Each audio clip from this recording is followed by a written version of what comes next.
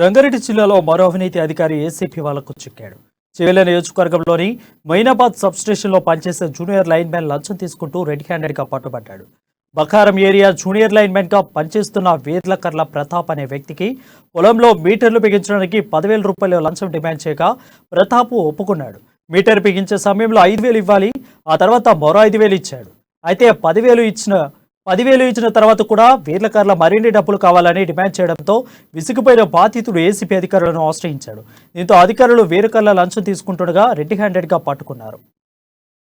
Monthly 30 రూపాయలు nominal గా amount ఉంటుంది. అయితే కనెక్షన్ ఇవ్వకుండా మీటర్ తీసుకోవాలి, మీటర్ కోసం అని 10,000 తీసుకున్నాడు. పోయిన మార్చిలో 10,000 రూపాయలు తీసుకున్నాడు. అక్కడ మీటర్ పెట్టనక్కర్లేదు, కానీ మీటర్ పెట్టాలని మిస్గైడ్ చేసి మీటర్ కోసం 10,000 తీసుకున్నాడు. సరే మీటర్ తెప్పించిన తర్వాత మళ్ళీ మీటర్ కనెక్షన్ ఇవ్వడానికి కూడా ఇంకొక 5,000 రూపాయలు ఇవ్వాలని మళ్ళీ డిమాండ్. తర్వాత అందువల్ల ప్రతాప్ మా దగ్గరకు వచ్చాడు. మేము వెరిఫికేషన్ చేశాము. వెరిఫికేషన్ లో క్లియర్ గా 5,000 రూపాయలు డిమాండ్ చేసినట్టు ఉంది.